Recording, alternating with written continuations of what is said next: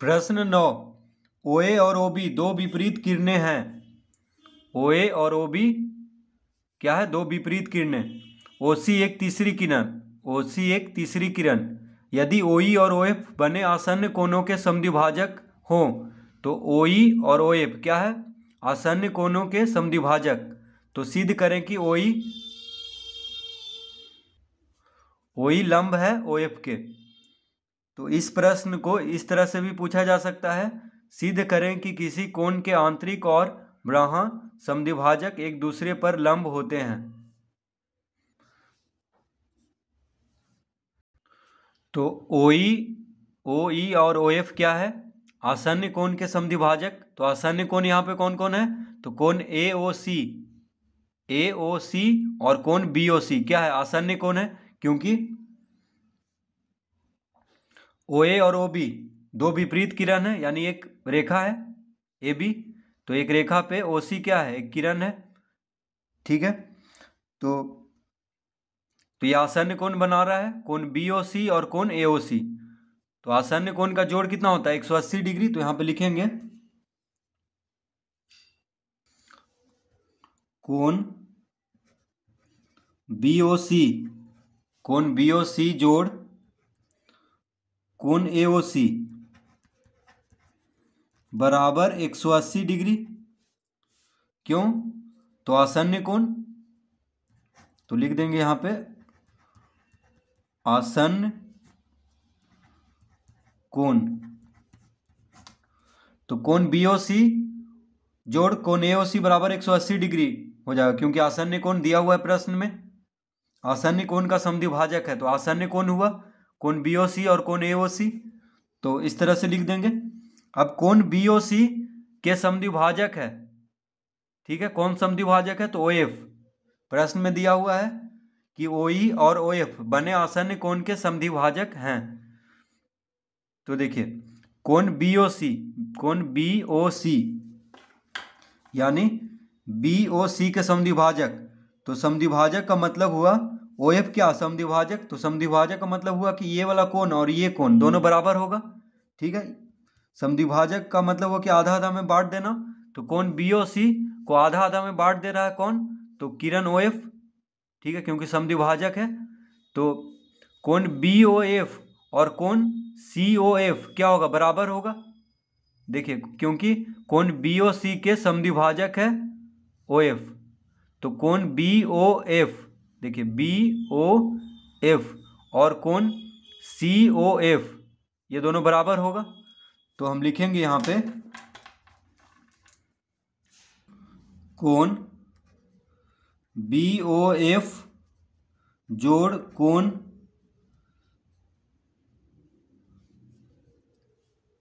FOC.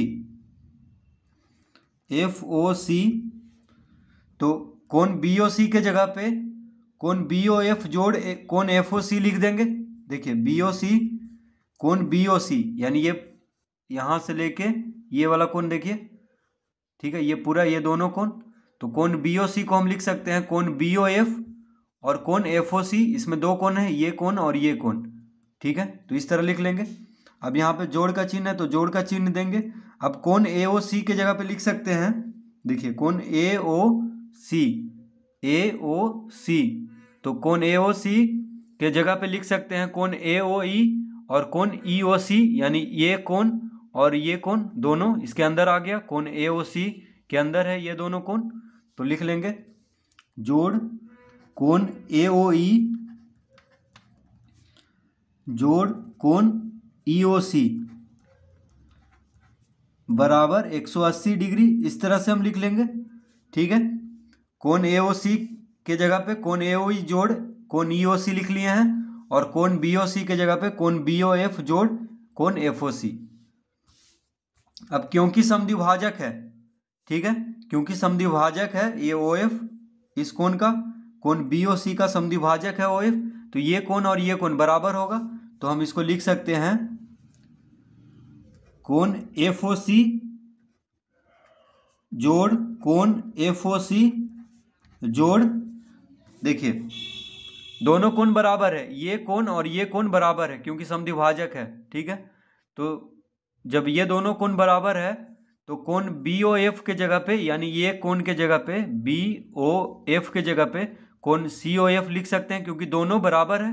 तो देखिए कोण बी ओ एफ के जगह पे कोण एफ ओ सी लिख सकते हैं, क्योंकि दोनों कोण क्या है, बराबर है, क्योंकि समद्विभाजक है, प्रश्न में दिया हुआ है।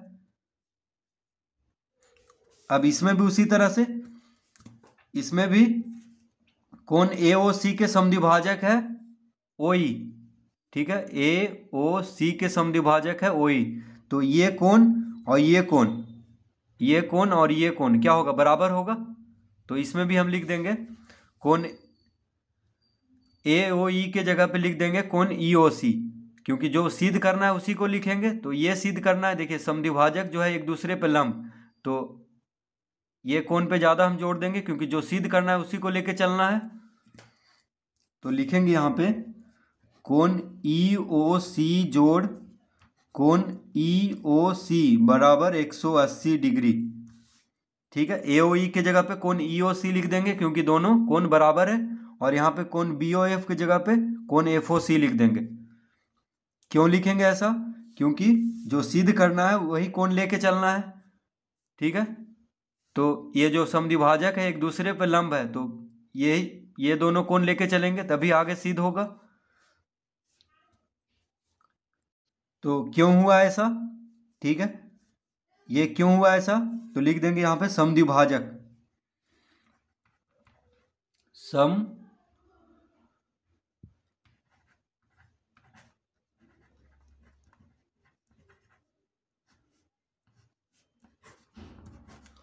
ठीक है, समद्विभाजक के कारण कोण बी ओ एफ और कोण एफ ओ सी दोनों बराबर है, इसलिए कोण एफ ओ सी जोड़ कोण एफ ओ सी लिख लिए हैं। और यहाँ पे भी कोण ए ओ ई और कोण ई ओ सी बराबर है, इसीलिए कोण ए ओ ई के जगह पे कोण ई ओ सी लिख लिए हैं। अब देखिए कोण एफ ओ सी जोड़ कोण एफ ओ सी दो बार है, तो लिख देंगे दो कोण एफ ओ सी जोड़, अब यहाँ भी दो बार है कोण ई ओ सी और कोण ई ओ सी, तो यहाँ भी लिख देंगे दो कोण ई ओ सी बराबर 180 डिग्री, ठीक है, दो बार है तो इसीलिए दो दो बार लिख देंगे। अब दो कॉमन ले लेंगे, दो कॉमन ले लेंगे तो हो जाएगा कोण एफ ओ सी जोड़ कोण ई ओ सी बराबर 180 डिग्री। दो दोनों के पास था, यानी दो से दोनों, तो दो कॉमन ले लेंगे, क्योंकि दो दोनों में गुना हो रहा है, क्योंकि दो दो बार था यहाँ पे। तो अब कोण एफ ओ सी जोड़ कोण ई ओ सी बराबर 180 डिग्री बटा दो, क्योंकि दो इधर गुना में है, बराबर के बायां तरफ दो क्या है, गुना में है, तो इधर आके भाग में हो जाएगा। तो 180 बटा दो क्या हो जाएगा, बराबर 90 डिग्री। कोण एफ ओ सी जोड़ कोण ई ओ सी बराबर कितना आ गया, 90 डिग्री। तो कोण एफ ओ सी और कोण ई ओ सी कितना आ गया है, 90 डिग्री, यानी अब सिद्ध हो चुका है कोण एफ ओ सी, यानी देखिए ये वाला कोण, ठीक है, एफ ओ सी ये कोण, और कोण एफ ओ सी और कोण ई ओ सी यानी ये कोण क्या है, 90 डिग्री। दोनों का जोड़ 90 डिग्री हुआ, तो ये पूरा 90 डिग्री हो गया, यहाँ से लेके यहाँ तक, देखिए यहाँ से लेके यहाँ तक पूरा 90 डिग्री हो गया। तो जब 90 डिग्री का हो गया तो एक दूसरे पर लंब है, क्योंकि 90 डिग्री 90 डिग्री का कोण कब बनता है, जब एक दूसरे पे दो रेखा लंब हो, ठीक है।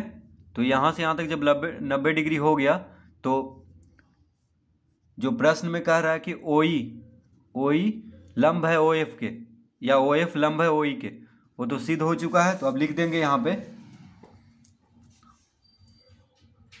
तो अब आ गया है कोण एफ ओ सी जोड़ कोण ई ओ सी बराबर 90 डिग्री।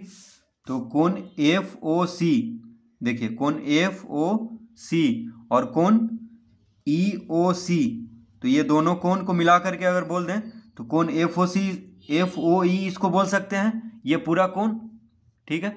ये दोनों कोण को जोड़ करके कितना आया है, 90 डिग्री आया है, ठीक है। तो 90 डिग्री जब आया है तो कोण एफ ओ ई इसको बोल सकते हैं, ये दोनों कोण को मिला करके, तो लिख देंगे कोण ई ओ एफ बराबर 90 डिग्री। ठीक है, क्योंकि कोण FOC जोड़ कोण EOC क्या हो जाएगा, कोण EOF कैसे होगा, देखिए कोण FOC, देखिए FOC यानी ये कोण, और कोण EOC यानी ये कोण, तो ये दोनों कोण को अगर मिला दें तो कोण FOE ये पूरा कोण हो जाएगा FOE या EOF बोलें इसको EOF। तो EOF जब 90 डिग्री हो गया तो एक दूसरे पे लंब होगा, तो लिखेंगे